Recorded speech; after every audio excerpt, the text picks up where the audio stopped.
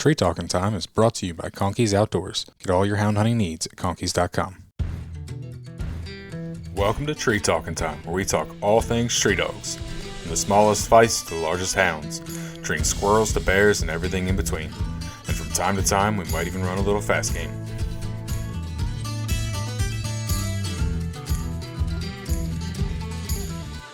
Let's see, favorite dog would probably be a toss-up between Banshee and Okie. Man, poor Shine. Shine was a good dog. Shine was a good dog. I love that dog, but early in her life, she put a lot of gray hairs on me, and she was a coon dog. Nothing fancy, but we either had a really good night or a really bad night. Yeah. And it wasn't always her fault, you know.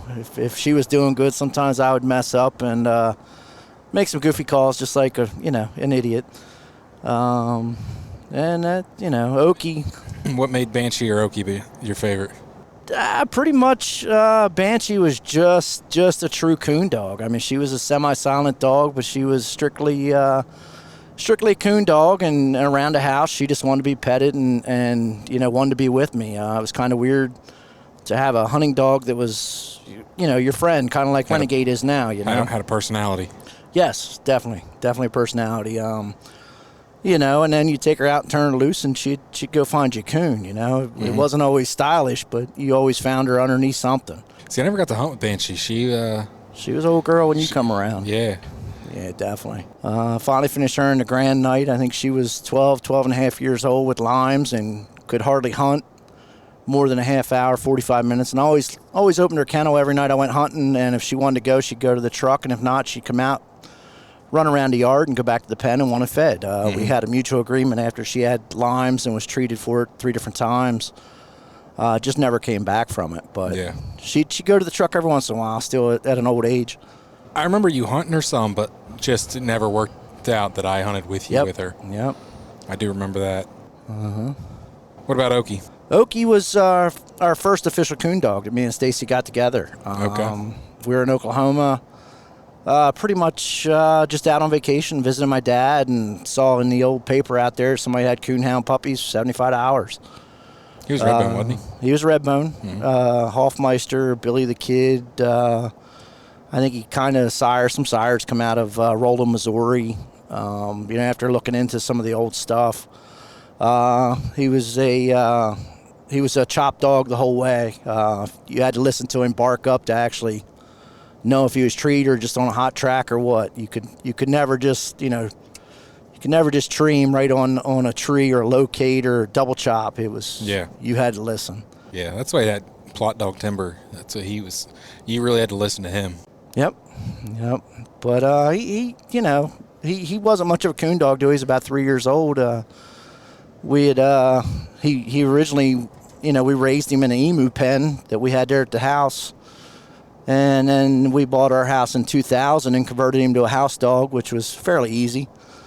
But like I said, he only made it to 7, but he kind of was the dog that we did everything, everything right, everything wrong, and he still turned out to be a half decent coon dog on most nights. He's the one that made you a coon hunter, huh? Yeah, he gave me the drive, and we had a lot more property to hunt back in. I wasn't just hunting game lands and whatever. I was hunting some small private farms and doing real well with it.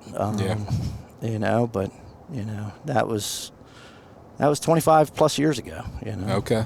So we're on our way to the UKC World Show. So if you're hearing some road noise, that's because we're rolling down the road. And this is my buddy Curt. Curt, why don't you just introduce yourself? Hey, I'm Curt Kerns, 50 years old from southeast PA. Been coon hunting, chasing these dogs for 30 years now. Like to think that I had better dogs back in the day than I do now, but it's different times. My dogs are first, they're family pets. The last couple we have, I actually let my daughter pick out. The puppies, we didn't make a big deal about it. Sophia's picked out 2 out of the last 3 that we've gotten in 10 years. She's 10 years old. just make it a family thing. Sophia was my show partner up till her dance took off. Now her and Mom are doing mostly dance. I'm married. Stacy, been together since high school sweethearts. We did all the fun stuff back in the day, and then decided at 36-ish to try to have a family, and took us 4 years to have Sophia. And took you a while to settle down. Yeah. So, and it's still fun. Wouldn't change anything. But, some weekends they go to dance shows in Atlantic City, Ocean City, and wherever in between. And I'm home with the dogs and the family, and they're out, doing that. And then weekends like this, me and you are out pursuing the coon dog stuff. Exactly. No, actually, what's funny is the first time I ever went to our Coon Hunters Club, Chester Burke's Coon Hunters Club, is the club we're both members of and we're both officers at. And but I walked along on a cast with you, and that was the first night hunt I'd ever been on. First time I saw Shine go, and that was a pretty funny night. Ended up running that fox. It was you, Jimmy Schoaf, and there was another person on that cast, and their dog got picked up and put in a box before the end of the cast, and somehow still won. Oh yeah, yep. You'll remember that one. Oh, definitely a good night. It was a typical Shine night though. But that night, Shine and Jimmy's, he had a young male dog. Yep. And they ran a fox, and got way out of pocket. Oh yeah. But we got him off some trees. Hers was a little smaller than his. Yeah. When Shine would mess up, she would own it. That tree probably made a nice little fence post when it was done. Yeah. That was a good night. But no, that was the first time. So I've been kind of hanging out with you ever since then. That's probably been 8. You said Sophia's 10. Yep. I don't even think she was 2 yet. I think she was just shy of 2 when I started coming up there. That would sound right. That was you got to meet a young Shine, right? Mm-hmm. She was probably 2, 3 years old, maybe a little older. Nah, she would have been older than that because Petey was Petey was in the picture. Yeah, he's Petey 12. was 2. So that. Yeah. So. Yeah. Sounds about definitely right. 10. Yeah. 10 years. Definitely 10. Yeah. 10 years ago then. But yeah, so why are we going to the World Show? We happen to have this old ugly cur dog in the back that I think he might have a chance, and I've been putting him in the shows the last couple of years, and didn't realize that he's the caliber that he might be. I've won Leopard Days, different categories Leopard Days last 2 years in a row. Come close in a couple other shows, and I didn't. Leopard sectional? Yeah, leopard sectional. Didn't realize that he had the potential he has. I wish he had a lot better handler, but, if anybody wants to help me out, let me know. But, no, I like Geronimo. He's Ashley Swords made a cross on my male Petey that I got directly off John Wick, I guess 11 and a half years ago. And, I give her all the credit for this cross. Sophia ended up picking, her pick of the litter was Pixie. We were leaning towards one of the males. My nephew got a male that I think was the most natural out of the litter, but he ended up being a house dog. It just trees squirrels in the backyard in Georgia. I made a deal with Ashley on Geronimo after Sophia picked the little pretty pink collar dog. And I wouldn't trade Pixie for the world either. She's a nice little gamey dog. She just has a couple perks, or I should say quirks, as far as can be a little people shy, and she's a little goofy with hounds that either get in her face or sniff her butt.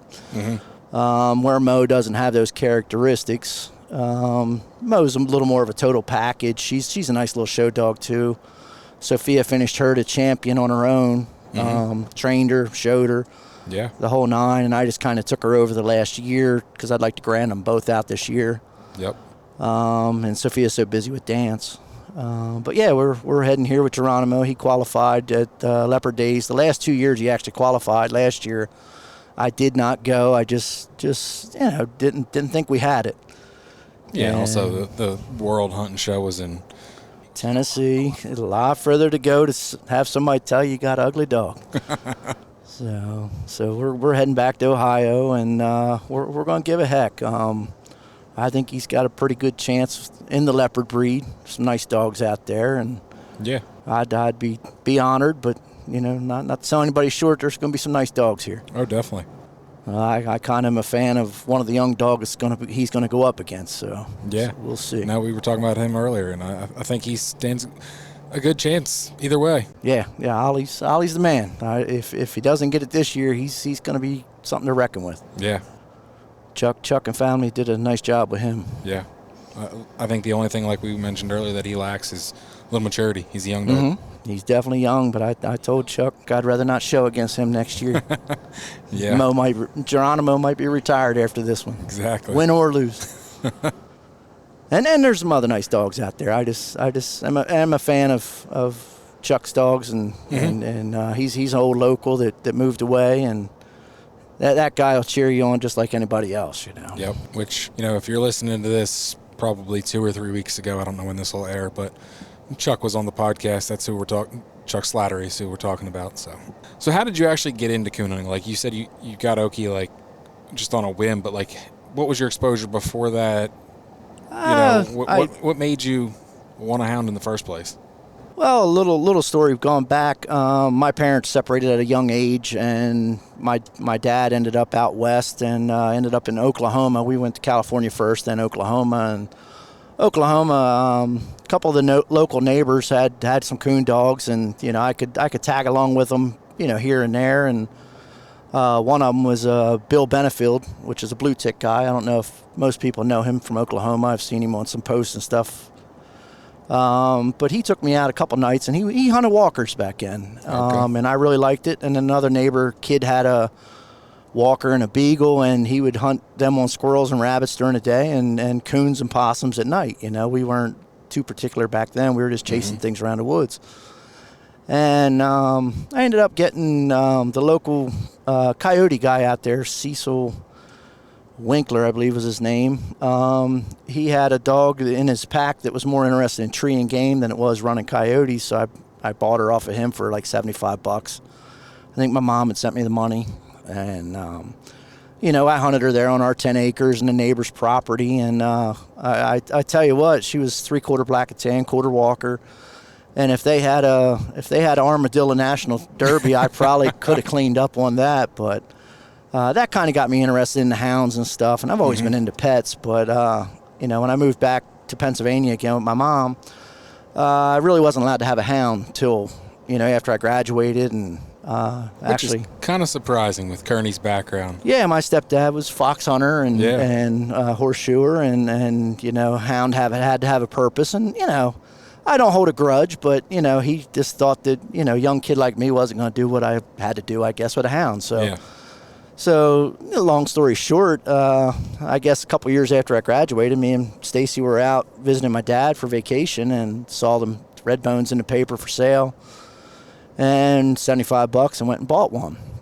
I called my grandfather, said, "Pub up, I got a dog." I said, "Can I use one of them old emu pens, for a hound?" And he said, "Well, I don't see why not." So that kind of got me around the loophole of, my grandparents have 5 acres and my parents have 2 acres next to them. So technically wasn't at my house, Yeah, just at the neighbors. Yeah, at the neighbors. So, and it worked out, and, so that got me going, and, then after that I was just kind of hooked. I worked like 22 years in a factory of swing shift and 7 days a week, and I had no time for daylight to really literally do anything, so coon hunting worked being at nighttime. Yep. Got to enjoy being with dogs, and usually not too many people to run into out there at nighttime. No. Especially in our area, we don't have a whole lot of coon hunters around us, so you do run into some guys here and there, but yeah, we're getting pinched out on property. Yeah, you drive, from my house, literally, I used to drive 10 or 15 minutes to hunt 700-800 acres. Now I'm catching myself going a half hour each way to hunt, and sometimes you run into other pleasure hunters and some other guys from the club, and you got to go find another spot, which they're there, but you don't really like to hunt on top of each other. Yeah. Give everybody their respect, and Yep. like me and you, the one night we ran into each other, down at the reservoir, and we just Yep. sent them together. That's cool. But some guys, they don't like hunting with other people, or they got their own agenda. Yep. Conkeys Outdoors is proud to be a sponsor of Tree Talking Time. Family, hunting, tradition is the Conkeys motto. They understand the importance of passing down the tradition of hound hunting. They are a family-owned business that treats you like family. They also understand the importance of having the gear you need when you need it.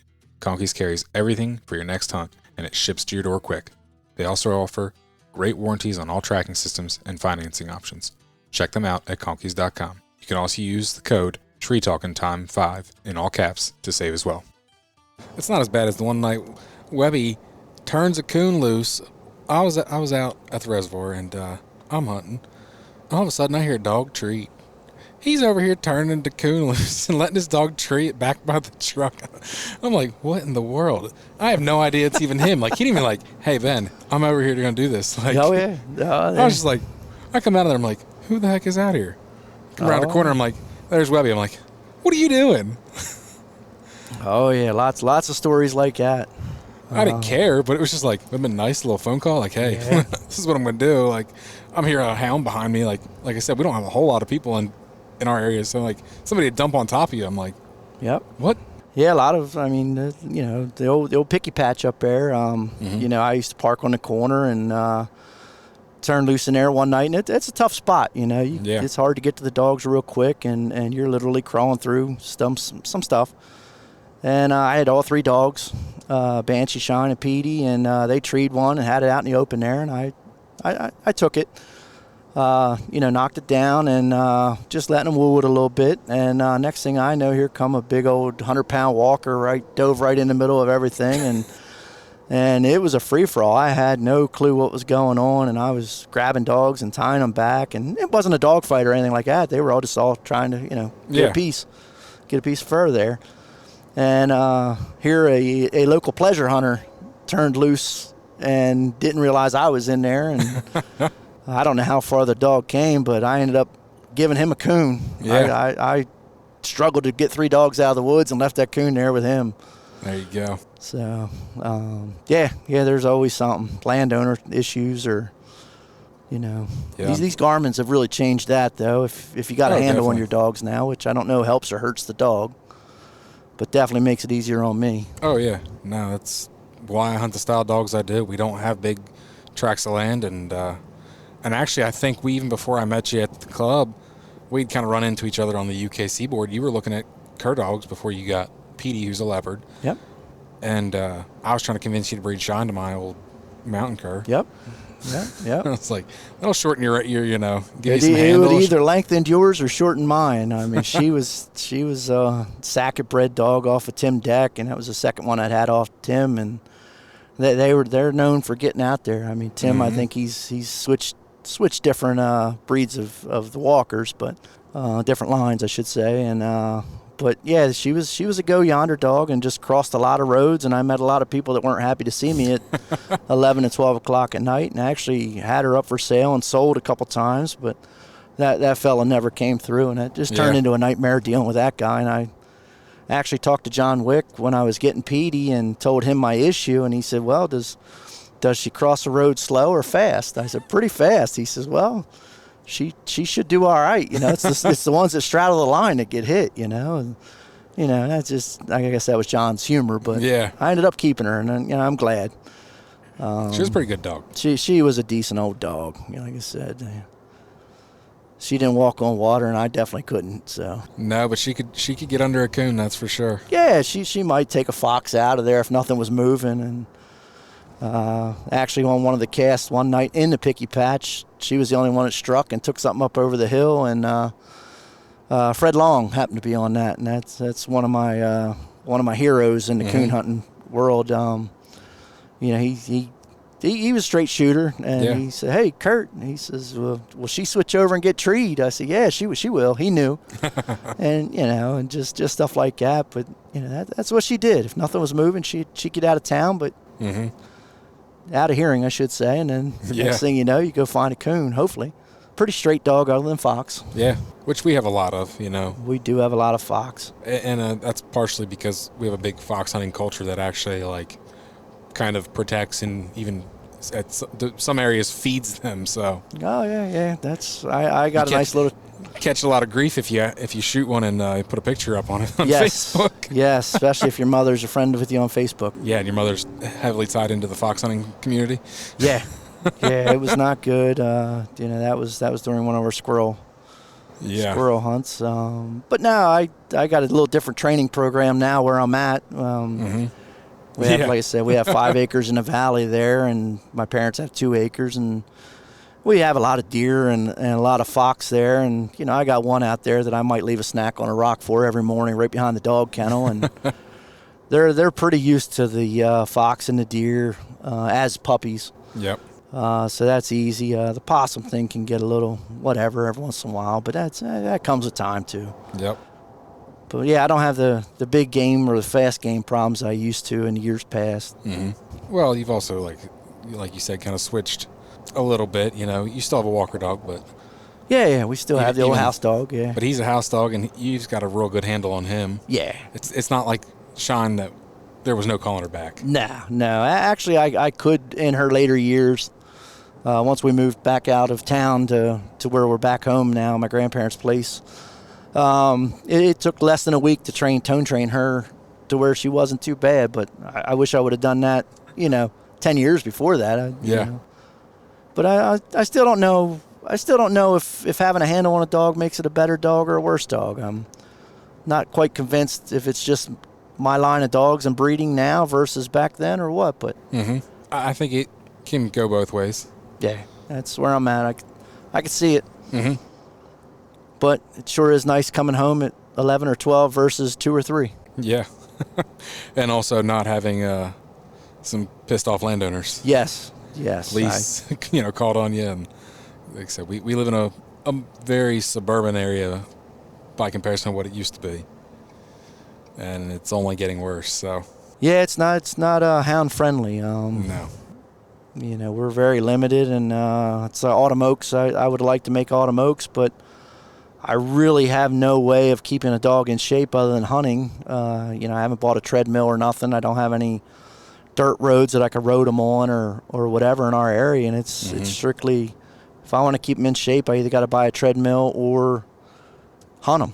Yeah. And then I'm limited on that. And getting started at 9 o'clock, it's not very friendly. Yeah, a little hard when you got to go to work. Yeah, I work 2 jobs, so yeah.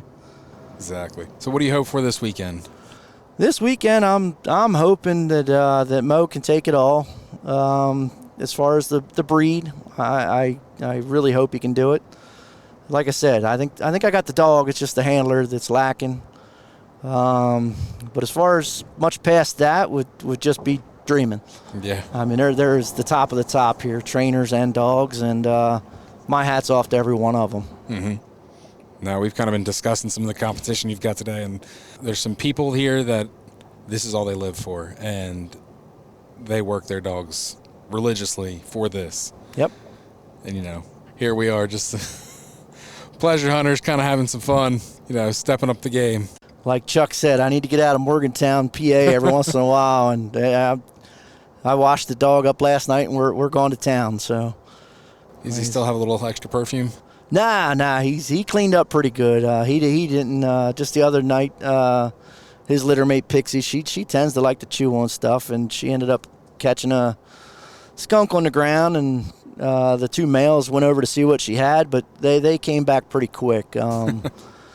So he just had a little hint of it, and Haley put me on some good stuff there. Okay, that stuff worked pretty good, huh? I think I actually going to use it for body wash for me too some there you days. Go. But I washed him up last night, and he smells better than he did. Good. I didn't get any whiffs of it either, but. Nah, not yet. Nah, we switched. We got the truck. We don't have the Jeep. Yeah. We don't have the Jeep box. We don't have have anything. So my wife's probably not happy driving the Jeep to work today. But probably not. I did put a little scent in there for her. Well, she'll fit right in your area. Yes. So we'll have to reconvene this on the way home, and we'll kind of give an update on kind of what's happened after the weekend. Yeah. Well, either way, we're gonna have a good time. Oh yeah. We're meeting up with Chuck and his family, and when we were Leopard Days in the spring, I think we confused several people when I won Thursday and Friday. He was over shaking my hand, congratulating me, and when he won Saturday, I did the same thing back to him. I went right up to him. Yep. Nothing was half-hearted. Nothing was. Oh yeah. We sincerely cheer each other on, and that's kind of how it should be. Exactly. No, Chuck's a great guy, and he's got some great leopards. So. Oh yeah. And like I said, there's a lot of other people here that are going to have some outstanding dogs. Oh yeah. So, I think we're going to have a great time no matter what the outcome of anything. But yeah, and we're gonna be here with the hunts tonight and tomorrow night. Yeah. Definitely gonna be able to stand next to some coon dogs. Yep. Yeah, we tried. We went, gave it a heck. I'd say Geronimo probably did as good as he's ever. He's not used to the big show, big platform. I think we did all right. Got a little excited towards the end after the judge checked all the dogs out and back and forth between Moose and Luke, and he grabbed the big trophy and went down the middle and started heading our way, and he just came up one dog short. Yep. I got a little excited, but Luke won. He's a tough little dog. Never really saw him in person till then, but yeah, congratulations to Candace and Nikki on that win. He's a nice little dog. Yep.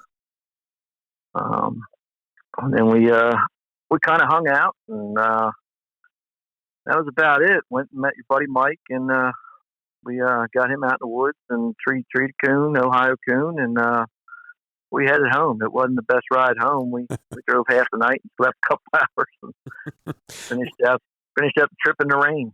Yeah. It was a sunny nice weekend in Ohio. I didn't want to come home to rain.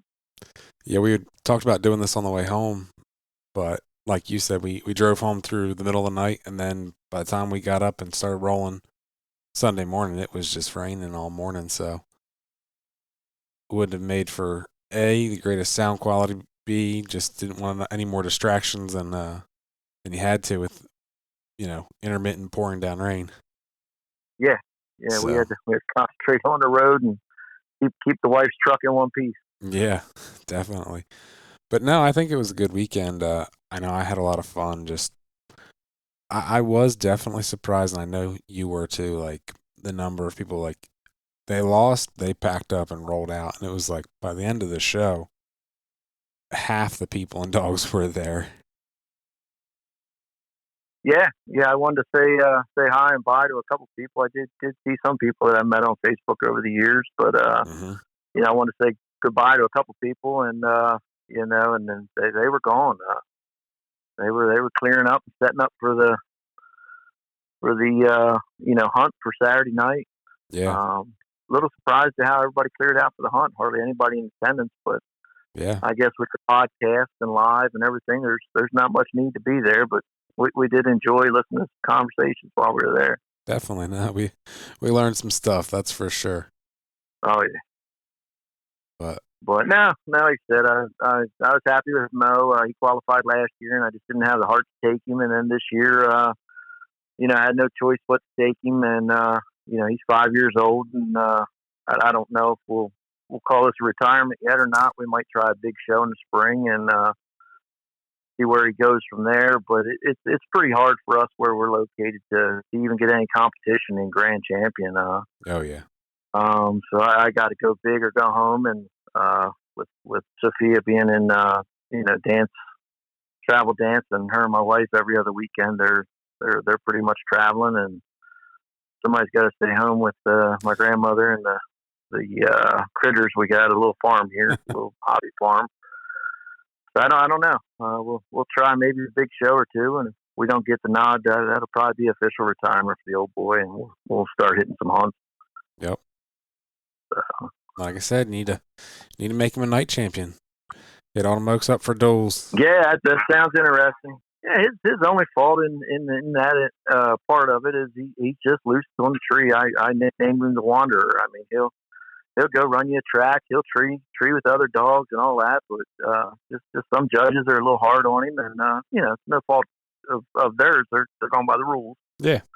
But he's he might stretch that canopy a little bit on some of his wanders. But he just I'm working on it, and I don't know if it'll work or not. But definitely we'll see. Yep. You know, I hunt him 3-4 nights a week, so he definitely tree a coon and does okay. Doesn't walk on water for sure, but no, we have fun with him. Oh yeah, no, he's a good little pleasure coon dog, that's for sure. Like you said, we got out there and we treated an Ohio coon there before we come home, and oh yeah, it was a good time meeting your buddy Mike. You get talked about him over the years, and glad to see him get out in the woods and enjoy himself too. Yeah, that was well worth it. Definitely, we had a nice little hunt. So, well, I appreciate you coming on, Curt, and I appreciate you letting me tag along. You know, sure, I had a great time. Yeah, we chit chatted and learned a lot about each other. It was a good time. We never have that much time in a hunt or at the coon club, so no, it was a great time. When you're stuck in a car with somebody for 7-8 hours, you know, one way. Each way, yeah. You tend to learn a lot about somebody. Yep, all good. But I really do appreciate it. Thank you. Yep, thank you for tagging along. And see you at the next hunt. Before we wrap this one up, I do want to say I just got the first issue of Full Cry Mag from the new owners, Danny and Jason Doobie, and I will say they knocked it out of the park. If you did not get it, you missed out. There are no more physical copies available. There is an e-version available, and if you would like to get physical copies, I would highly suggest you hop on fullcrymag.com and subscribe for the December issue. Full color, great lineup of writers and stories and contributors. I'm very honored. The story that I wrote was in there, as well as a bunch of photos I took at Autumn Oaks. So I thank Full Cry very much for accepting all of my submissions. Also, just want to say, if you're looking for a Tree Talking Time shirt, hop on dusupply.com under the Podcast and Partners tab, and you'll find them there. Thank you. You can find me on Facebook and Instagram at Tree Talking Media. And until next time, keep them talking in the timber.